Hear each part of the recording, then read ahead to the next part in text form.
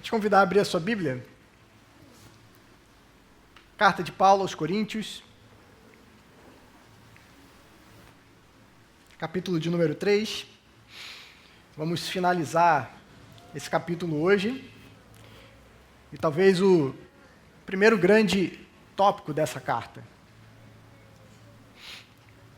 1 aos Coríntios, capítulo de número 3, do verso 18 até o verso 23. 1 aos Coríntios, capítulo 3, do verso 18 ao 23. Diz assim a palavra do Senhor: que ninguém engane a si mesmo. Se algum de vocês pensa que é sábio neste mundo, faça-se louco para se tornar sábio. Porque a sabedoria deste mundo é loucura para Deus. Pois está escrito: Ele apanha os sábios na sua própria astúcia, na própria astúcia deles. E também, o Senhor conhece os pensamentos dos sábios e sabe que são pensamentos vãos. Portanto, ninguém se glorie nos homens, porque tudo é de vocês. Seja Paulo, seja Apolo, seja Cefas, seja o mundo, seja a vida, seja a morte, sejam as coisas presentes, sejam as coisas futuras, tudo é de vocês. E vocês são de Cristo, e Cristo é de Deus. Vamos orar mais uma vez. Ó Santo Espírito, Senhor e vivificador, Tu que nos deu vida por meio da palavra, dá-nos a compreender do texto das Sagradas Escrituras nessa noite, para que essa palavra gere vida em nós neste dia e nos conforme à imagem do nosso Senhor Jesus Cristo,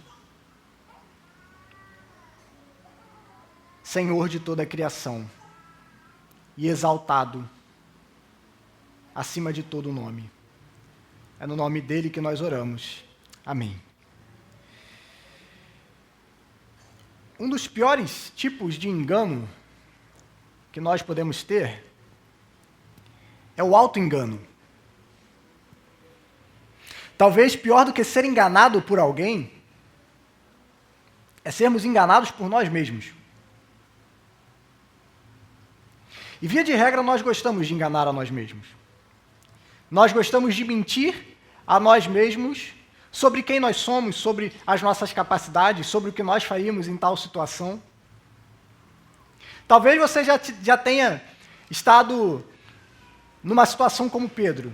Né? Pedro, você se lembra, era aquele que repreendeu a Jesus diante da sua crucificação, diante do anúncio da sua crucificação. Pedro achava que ele era alguma coisa. Pedro achava que ele tinha uma coragem que ele não tinha, a ponto de falar: Senhor Jesus, não fala isso, porque se for necessário, eu morro com você. E Jesus diz: Pedro, Pedro, Pedro.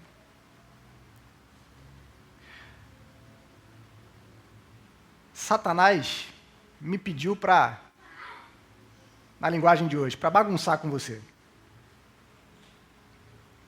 E eu te digo que hoje mesmo, antes que o galo cante, você vai me negar.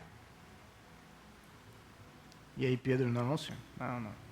E o que aconteceu? Chegou na hora, Pedro negou a Jesus. Quantos de nós, muitas vezes, já não nos colocamos naquela posição de falar: ele falou isso, ela falou isso, porque eu não estava lá. Porque se eu estivesse lá, isso não teria acontecido, eu não deixaria isso acontecer. E às vezes acontece uma situação muito parecida, você tem a oportunidade de estar diante daquela pessoa, e o que você faz? Você se acovarda e se cala, porque muitas das vezes a gente acha que nós somos alguma coisa que nós não somos. Nós gostamos de nos enganar. Então, pior do que quando alguém nos engana é quando nós enganamos a nós mesmos. Quando nós achamos que nós somos alguma coisa que nós não somos, porque nós perdemos a capacidade de avaliar a nós mesmos. e gostamos de nos colocar, de nos inflar. Temos a tendência de nos olhar no espelho e acharmos que nós somos mais do que de fato somos. Se você já malhou, você sabe que você às vezes se olha no espelho da academia e você fala assim, nossa, hoje cresceu o músculo. Não cresceu nada. Mas a gente tende ao auto-engano. Os coríntios estavam enganados a respeito de si mesmos.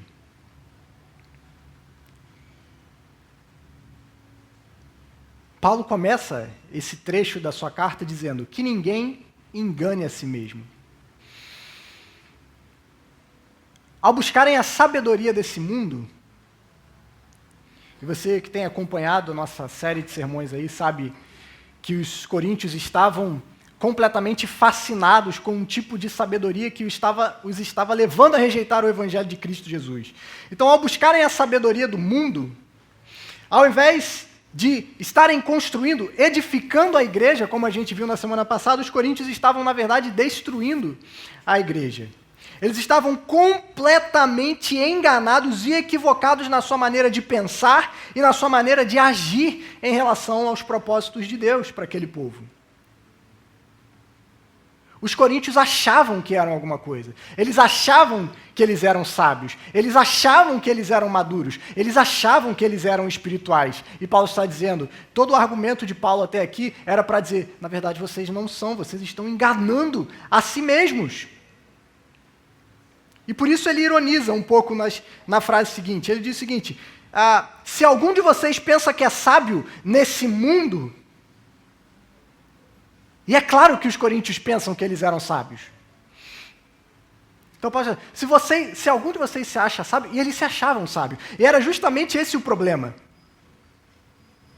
É que eles achavam que eles eram sábios, eles achavam que eles eram pessoas espirituais, mas na verdade eles não eram, eles estavam enganados. A visão deles de si mesmos, e de Deus, e do Evangelho, e de Cristo, e de Paulo, e da igreja, estava completamente equivocada. Porque eles estavam olhando a si mesmos, e a todas essas coisas, a partir dos padrões desse mundo, a partir da sabedoria desse mundo.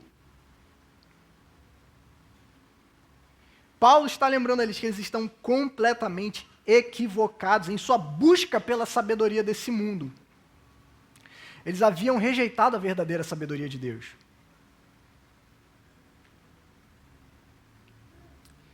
E é por isso que Paulo está prestes a finalizar esse argumento, que começou lá no capítulo 1, convidando os coríntios, exortando os coríntios a se tornarem loucos à luz da sabedoria desse mundo.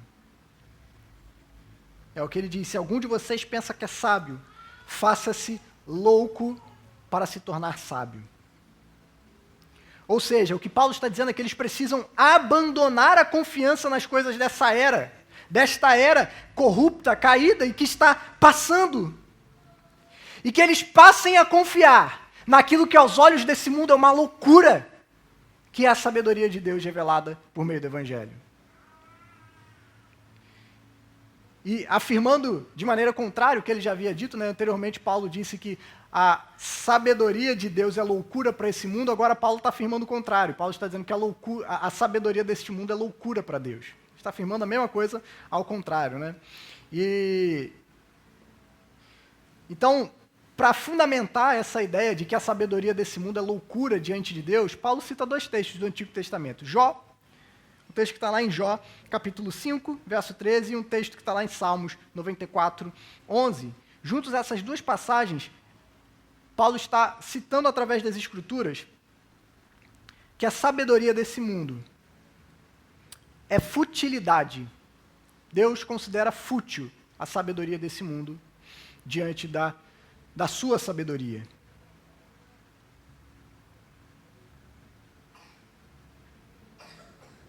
Então, o que ele nos chama, o que Paulo chama aos coríntios, e chama cada um de nós nessa noite, é que nós precisamos nos tornar loucos.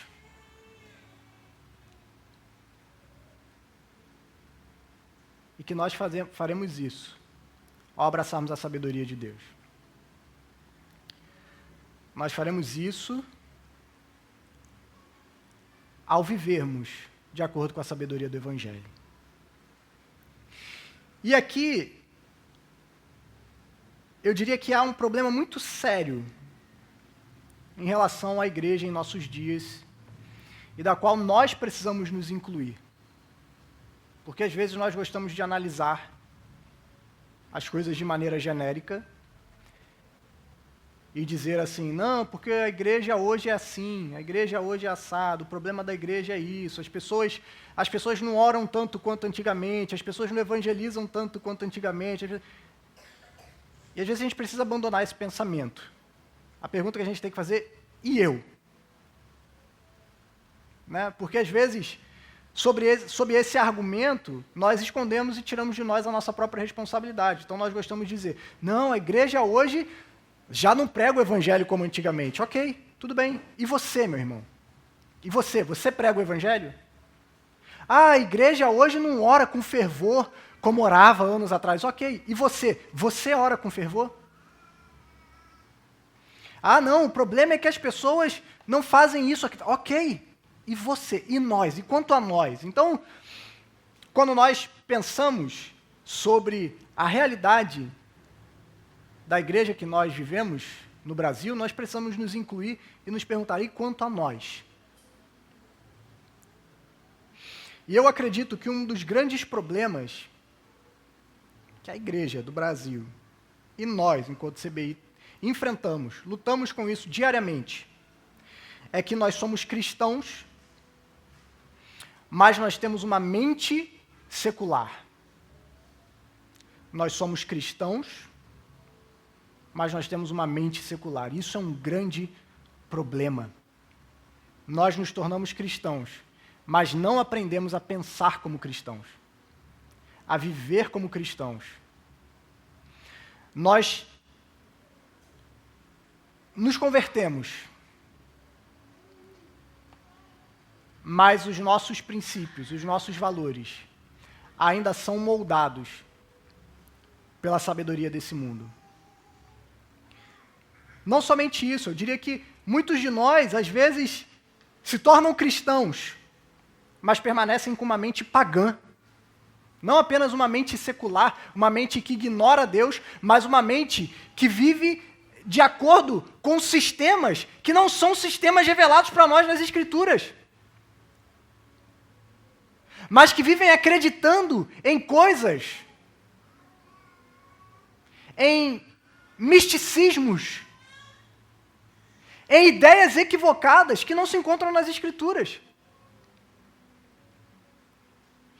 Muitos de nós somos cristãos, mas nós ainda pensamos de acordo com a sabedoria desse mundo.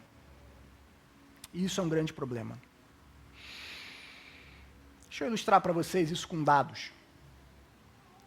Uma pesquisa realizada nos Estados Unidos, através de um grupo chamado Grupo Barna. Lá eles têm grupos de pesquisas que fazem pesquisas específicas sobre igrejas.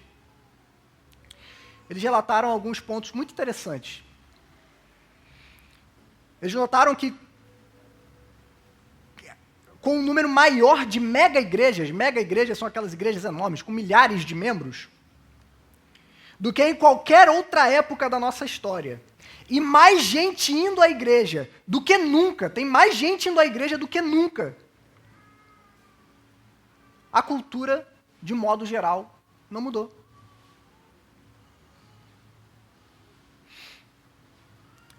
Pesquisas, há alguns anos atrás, o último censo de IBGE, eu estava esperando para ver esse último que saiu agora, né, que foi feito depois da pandemia, ainda não sei se já saiu o resultado, mas lá atrás, em 2010, se não me engano, havia uma perspectiva de que até 2035, o número de cristãos evangélicos seria equivalente ou até superior ao número de cristãos católicos, que é a maior religião do Brasil. Só que quando a gente olha essa quantidade de pessoas que se dizem evangélicas e o impacto que essas pessoas geram no nosso país, surge uma dúvida que a gente precisa se perguntar: o porquê? Por que não é proporcional? Por que não é proporcional? Se durante alguns períodos da história da igreja, nós vimos que às vezes poucas pessoas foram capazes de influenciar grandemente sociedades inteiras. Por que hoje, onde nós temos muita gente, nós somos incapazes de influenciar a sociedade na qual nós estamos? Olha o início da igreja. Com um sermão, 3.000 pessoas se converteram. Hoje a gente precisa de 3.000 sermões para uma pessoa se converter, né? Os primeiros 30 anos da igreja, da história da igreja, relatados no livro de Atos, são 30 anos onde Deus usou poucas pessoas e o evangelho se expandiu de maneira tremenda. E nós estávamos falando de uma religião recém-surgida. Por que hoje parece que a igreja não consegue impactar a nossa sociedade, mesmo com um número tremendo de cristãos? Nunca na história do mundo tantas pessoas frequentaram a igreja. Uma coisa interessante que essa pesquisa feita lá nos Estados Unidos revelou também, que a atitude das pessoas dentro da igreja são praticamente idênticas às atitudes que são observadas fora da igreja.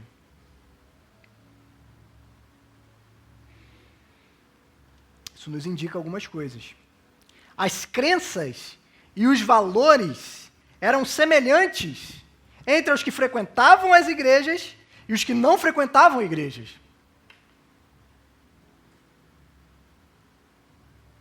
O que isso nos diz? O que isso nos revela? Que nós estamos dentro das igrejas, mas nós permanecemos com uma mente secular. Muitos de nós, apesar de irmos domingo após domingo na igreja, somos movidos não pelos valores do reino de Deus, mas temos sido moldados pela sabedoria desse mundo em muitos aspectos. Em muitos aspectos. E é muito interessante nós notarmos, às vezes em algumas falas, às vezes em alguns tópicos, nós vemos como nós temos sido influenciados pela sabedoria desse mundo. Quando nós olhamos para temas como casamento,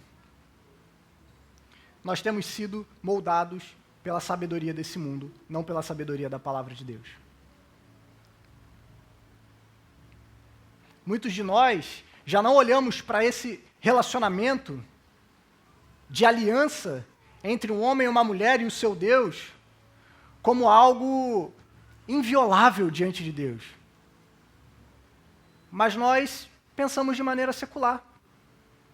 Só como duas pessoas que decidiram viver a vida juntas, e se não nada dá certo, no fim é só um contrato que você pode romper. Quando enfrentamos crises e conflitos nos nossos casamentos, ou pensamos com uma mente secular, só separar, cada um para o canto, a gente vive feliz do jeito que for melhor para cada um. Ou pensamos com uma mente pagã. Qual o problema que está acontecendo? Por que vocês estão brigando tanto? Ah, porque tem um espírito de confusão que está na nossa casa, que a gente precisa exorcizar esse espírito de confusão. Mas dificilmente pensamos como cristãos sobre esse assunto. Dificilmente tendemos a nos avaliar a partir das Escrituras, olhar onde temos pecado, confessar os nossos pecados e amar um ao outro como Cristo nos chama a amar. Quando pensamos sobre criação de filhos, então, talvez um dos assuntos onde nós estamos mais secularizados dentro da igreja é sobre criação de filhos. Pensamos com uma mente secular. Não pensamos sobre criar filhos para a glória de Deus a partir do primer das Escrituras, mas muitos de nós somos influenciados por um pensamento secular. Não é estranho você encontrar casais, jovens, saudáveis, que você fala de filhos, só falta eles baterem na madeira. Nossa, Deus me livre. Tá amarrado. Nossa, que é isso? Filho, não. Nesse mundo mal, aí as desculpas começam, não, como é que eu vou botar uma criança nesse mundo mal, nesse mundo tão ruim, nesse mundo onde as coisas são tão tristes e perigosas? Deixa eu contar um segredo, meu irmão. Desde que Adão e Eva foram expulsos do Éden, o mundo é um lugar perigoso para se viver. E isso é uma grande mentira que a gente tenta acreditar. Nunca nós fomos tão ricos quanto a sociedade na qual nós vivemos hoje. Você acha perigoso viver em nossos dias? Imagina viver há 100 anos atrás que as pessoas morriam de febre.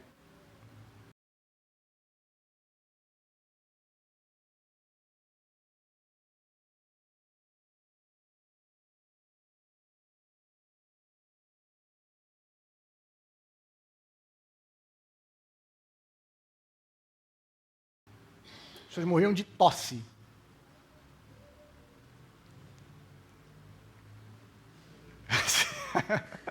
Na hora, a irmã tossiu ali, né? Fica tranquila, você não vai morrer, minha irmã. Graças a Deus nós não vivemos há 100 anos atrás.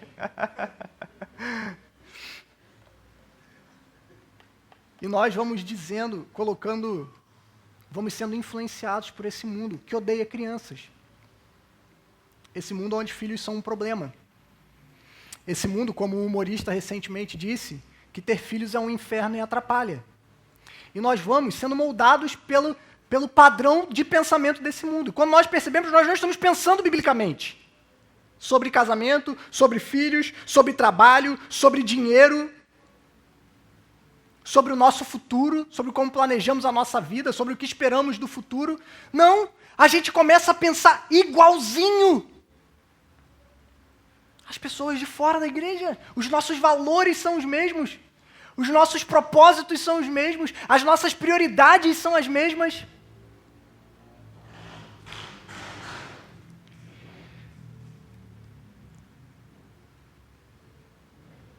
E isso é um problema, meus irmãos, porque nós precisamos aprender a pensar como cristãos.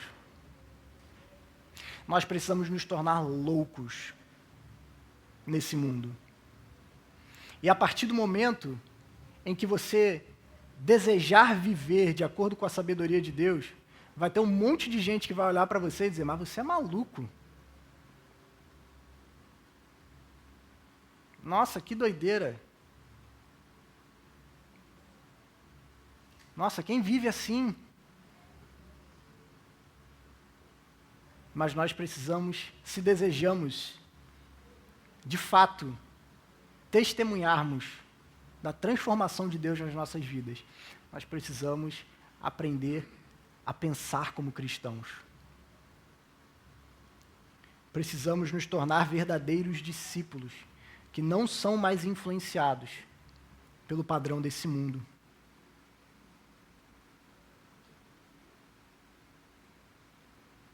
É interessante que a gente pensa, por exemplo, mais uma vez para citar sobre filhos, eu vou falar bastante sobre isso porque eu acho que, como eu falei, não tem um ponto na igreja, talvez hoje, que nós estejamos tão seculares quanto a criação de filhos. E temos um pensamento tão influenciado por esse mundo do que sobre esse tópico. Não é estranho a gente olhar hoje como um absurdo, por exemplo, uma família com 3 filhos.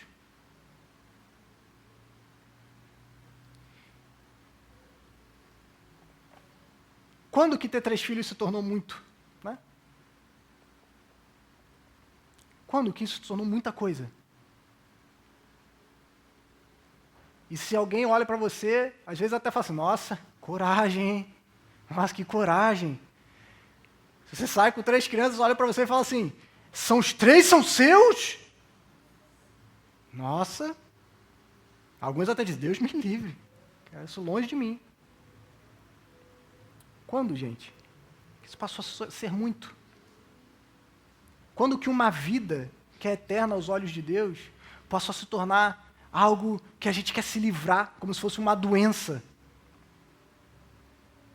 Porque a pergunta que nós fazemos é, por que nós pensamos assim? O que está influenciando o nosso pensamento? O que está por trás do nosso pensamento?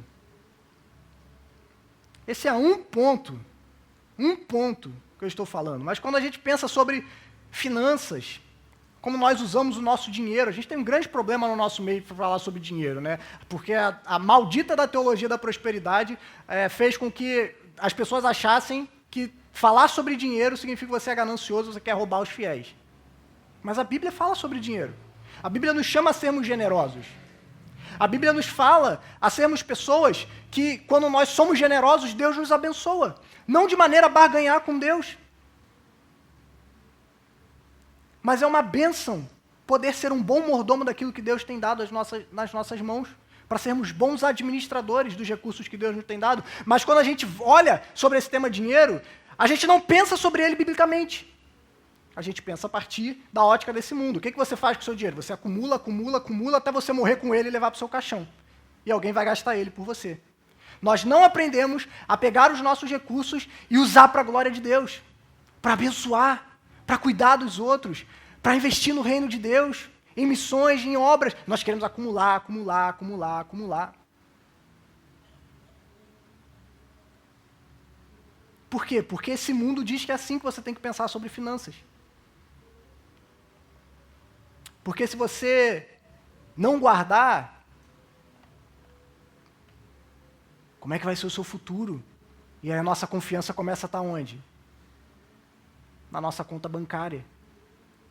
E não no Deus que nos sustenta. E que nos diz que se vocês buscarem o reino de Deus e a sua justiça, nada vos faltará. Todas essas outras coisas vos serão acrescentadas. Mas a gente, por pensar secularmente, acreditamos que não. Que o nosso dinheiro é que garante o nosso amanhã. Que o nosso trabalho é o que garante o nosso amanhã. Que os nossos contatos é o que garante o nosso amanhã.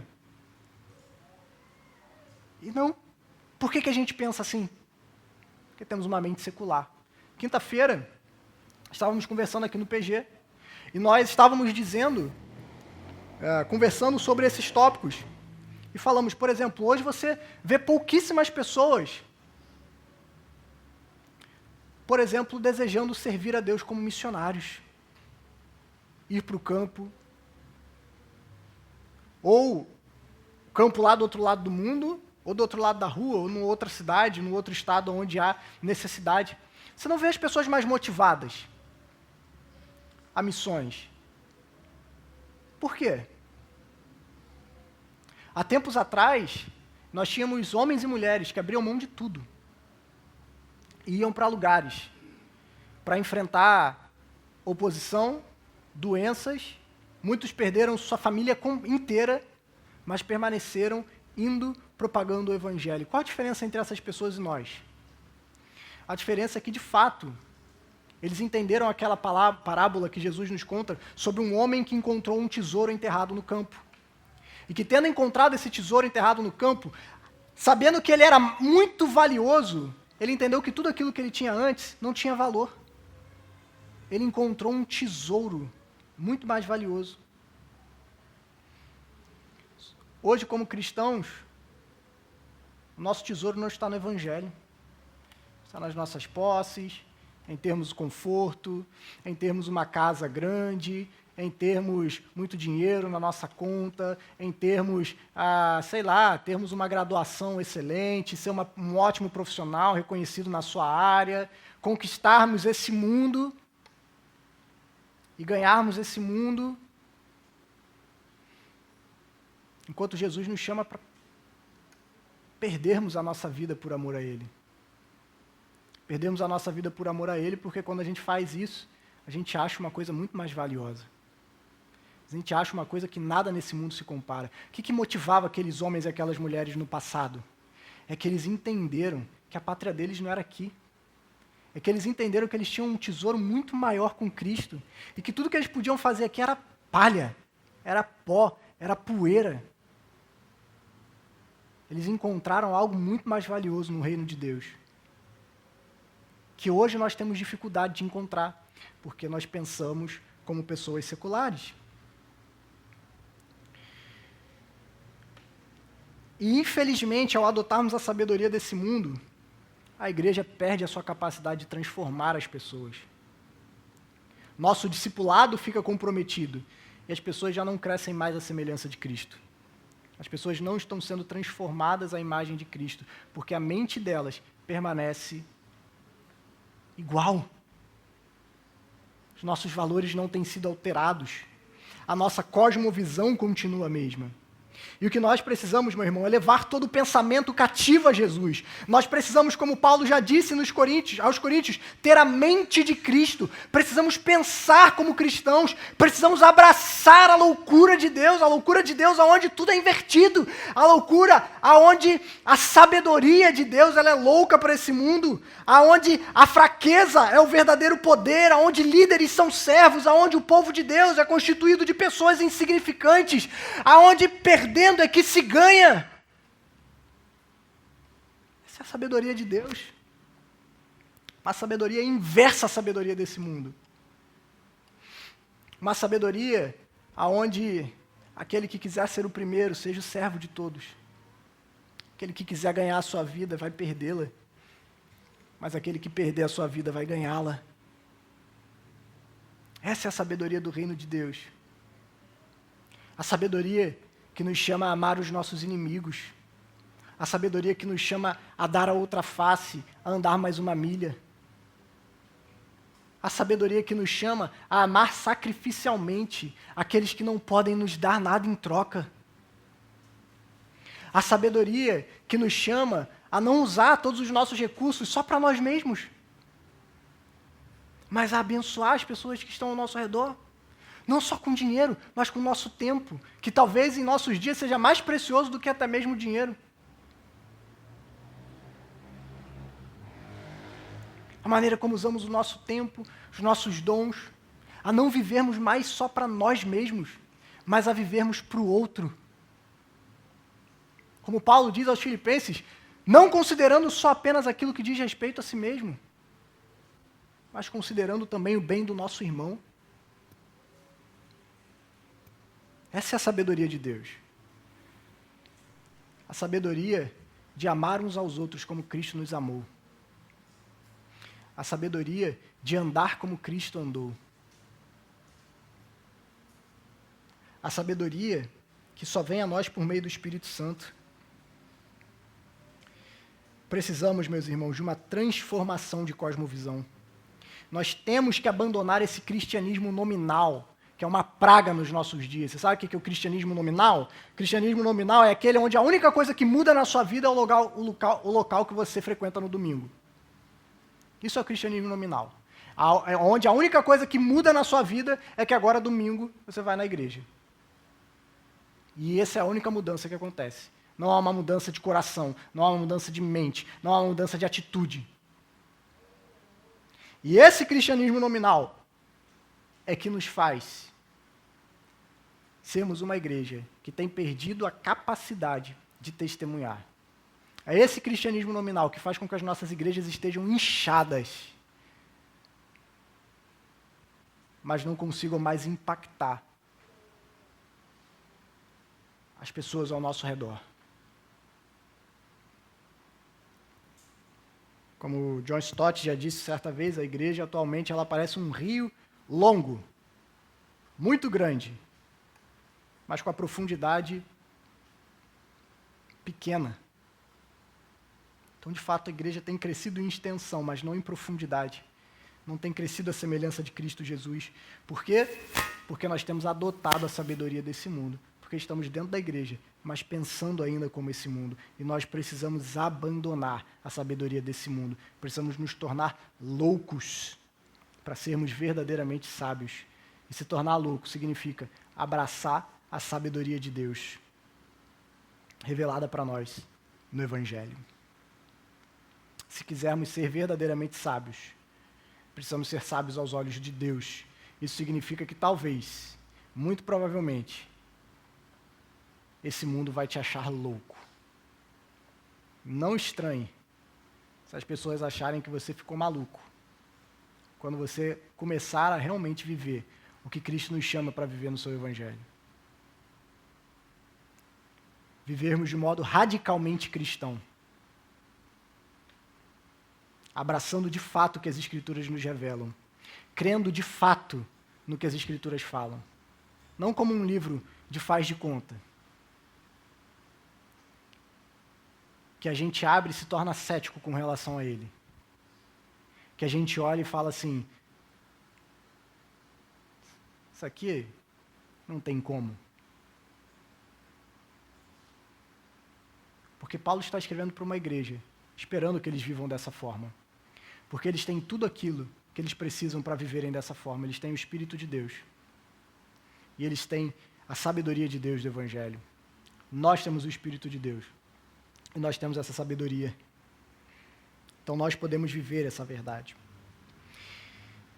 Então Paulo conclui o seu pensamento no verso 21 dizendo, portanto, ninguém se glorie nos homens.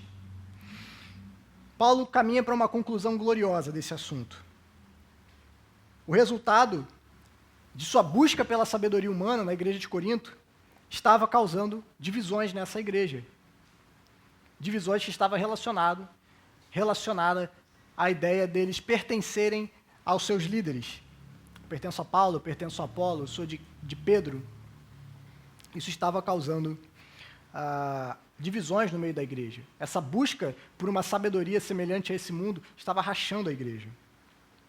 E Paulo basicamente está dizendo para eles, olha, à luz de tudo aquilo que eu já falei para vocês, de que o poder da sabedoria de Deus na cruz, a liderança serviçal que reflete o caráter da cruz e o desprezo de Deus pela futilidade da sabedoria humana, vocês jamais deveriam ousar dizer, eu pertenço a Paulo, eu pertenço a Apolo, porque isso é o reflexo de vocês estarem pensando como esse mundo. Esse pensamento tem agido vocês a estarem dividindo, rachando a igreja de Deus. A confiança deles estava na criatura ao invés de estar no Criador. Ao adotarem essa sabedoria mundana, eles estavam destruindo o templo de Deus, como nós vimos no sermão da semana passada. E Paulo, então, ele diz algo muito interessante. Não se gloriem nos homens. Não digam eu sou de Paulo, ou eu sou de Apolo, ou eu sou de Cefas. E olha o que Paulo vai dizer agora. Porque tudo é de vocês. Seja Paulo, seja Apolo, seja Cefas, ele vai além. Seja o mundo, seja a vida, seja a morte, sejam as coisas presentes, sejam as coisas futuras, tudo é de vocês. E vocês são de Cristo e Cristo é de Deus. Com isso, obviamente, Paulo não está trazendo uma fala triunfalista, né? Todas as coisas são de vocês por bem ou por mal, ou que todas as coisas são nossas para atender os nossos desejos egoístas, não. O que Paulo está dizendo é que todas as coisas são deles, porque eles pertencem a Cristo. Em Cristo, o crente possui todas as coisas. Em Cristo, nós já não somos mais dominados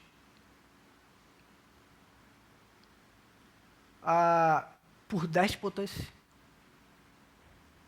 Nós já não somos mais dominados por esse mundo.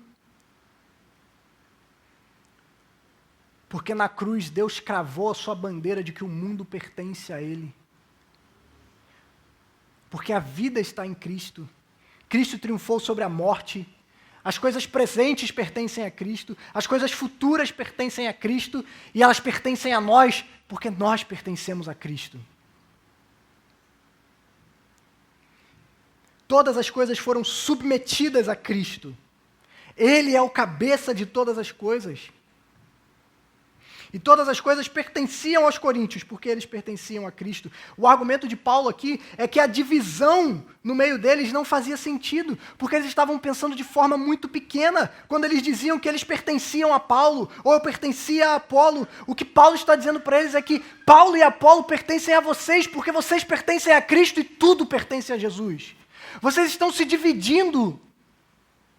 Vocês estão rachando a igreja. Porque vocês estão adotando essa mentalidade que o mundo adota. Vocês estão pensando como o mundo. E por causa disso vocês estão rachando a igreja. Então o que Paulo está dizendo é que vocês precisam aprender a pensar como cristãos. E se vocês pensarem como cristãos, vocês vão entender que tanto Paulo, quanto Apolo, tanto a morte, tanto a vida, o presente e o futuro, tudo isso pertence a vocês, porque vocês pertencem a Cristo. Então não faz sentido vocês estarem divididos por essas coisas. Não faz sentido vocês temerem essas coisas. Porque tudo pertence a Cristo. E vocês pertencem a Cristo. E em Cristo, todas essas coisas pertencem a vocês. Não há por que vocês estarem divididos, porque tudo é de Cristo. E se tudo é de Jesus, a divisão não pode ser tolerada no meio do seu povo. E Paulo termina ainda de maneira triunfante quando ele diz, e Cristo é de Deus. Aqui, obviamente, Paulo está falando que Cristo, como nosso Salvador, pertence a Deus. E que, portanto, a própria natureza de Deus, como trino e uno, deveria impedir a divisão da igreja. Porque Deus não está dividido. Porque o ser de Deus não está dividido entre si. Há uma unidade entre as pessoas da Trindade. E, em última análise, a unidade da igreja flui da unidade de Deus.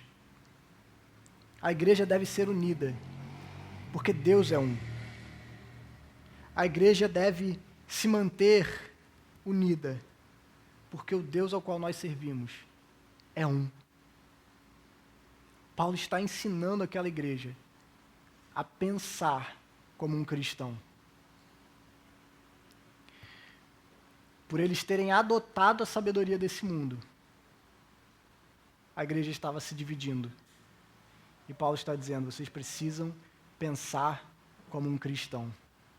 E se vocês de fato tiverem a mente de Cristo, vocês saberão que o Deus ao qual nós servimos é um só. E que a igreja precisa refletir o caráter desse Deus, a sabedoria desse Deus. E quando a igreja reflete o caráter e a sabedoria desse Deus, ela não pode estar dividida pelas coisas desse mundo. A nossa confiança deve estar somente em Jesus. Só em Jesus nós devemos confiar. Só em Jesus deve repousar a nossa esperança. Só em Jesus deve repousar a nossa convicção. Só Jesus é a nossa sabedoria. Como Paulo diz aos Colossenses, nele estão escondidas todos os tesouros de riqueza e sabedoria.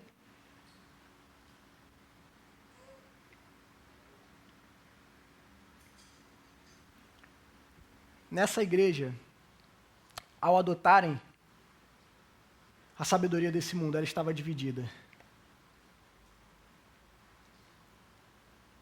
Mas na nossa realidade, quando adotamos a sabedoria do mundo, o que acontece no nosso meio? Como os nossos relacionamentos serão marcados? Como os nossos casamentos serão marcados? Como os nossos filhos serão marcados? Como os nossos trabalhos serão marcados? Os nossos lares? Será que revelarão o caráter de Deus? Ou revelarão a loucura desse mundo? Então, meus irmãos, que a nossa sabedoria esteja somente em Jesus, não na sabedoria desse mundo. Que nós possamos aprender a pensar como cristãos. E esse é um desafio grande, tá? Olharmos para a nossa própria vida e identificarmos pontos, pensamentos, onde nós temos sido mais influenciados pela sabedoria desse mundo do que pela sabedoria de Deus. Não é fácil. Porque é o modo em que a nossa mente está configurada para pensar. Nós precisamos fazer um esforço para que a nossa estrutura de pensamento se torne cristã. Para que a gente passe a pensar primeiramente como cristãos, em todas as coisas. Isso só vai acontecer com a palavra de Deus. Eu encerro com uma frase do pastor e evangelista e missionário Paul Washer. Esses dias eu estava vendo um vídeo curto dele aí nas redes sociais, onde ele estava falando sobre o impacto de uma vida verdadeiramente piedosa. Ele diz assim, se a sua teologia não é marcada por oração, você é apenas um garoto brincando. E ele, no meio daquilo que ele vai falando, ele diz assim: as nossas vidas precisam ser tão marcadas pelas Escrituras e por uma vida com Deus a ponto de que, se alguém te cortar, no seu sangue jorre as Escrituras. As Escrituras precisam estar tão presentes na nossa vida, moldando o nosso pensamento, moldando as nossas ações, moldando as nossas palavras. Ela precisa estar tão impregnada em nós, que se alguém cortar você, junto com o seu sangue, flua as palavras de Deus. Porque não há outro caminho, meus irmãos. É assim que nós adquirimos a mente de Cristo, com a palavra de Deus revelada para nós. E é somente a partir da palavra que nós, de fato, aprenderemos a pensar como cristãos, quando nós somos confrontados pela palavra de Deus. Eu queria te convidar a orar nesse momento. Se você pudesse colocar de pé, a gente vai louvar o Senhor logo em seguida.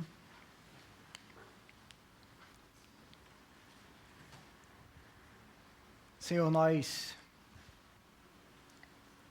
nos colocamos diante de Ti nessa noite, confessando a Ti, Pai, que em muitos aspectos em nossas vidas temos sido mais influenciados pela sabedoria desse mundo do que pela sabedoria da Tua palavra. E pedimos ao Senhor, sonda o nosso coração, vê se há em nós algum caminho mau e guia-nos pelos caminhos eternos. Ajuda-nos a identificar, Senhor, em nossas vidas, pensamentos que nós temos carregado conosco há tanto tempo, mas que não fluem da Tua palavra, fluem do senso comum, fluem da maneira desse mundo pensar de modo caído. E ajuda-nos a abandonarmos esses pensamentos e levarmos eles cativos a Cristo Jesus, para que a nossa visão de mundo seja transformada pelo Teu Evangelho. Para que, de fato, a gente tenha a mente de Cristo e nós possamos pensar como cristãos. E, ao pensar como cristãos, possamos agir e falar como cristãos, mostrando o poder que a Tua palavra tem de transformar vidas, como ela fazia no passado e como ela ainda é poderosa em nossos dias, para transformar e levar cativo a Cristo todo pensamento.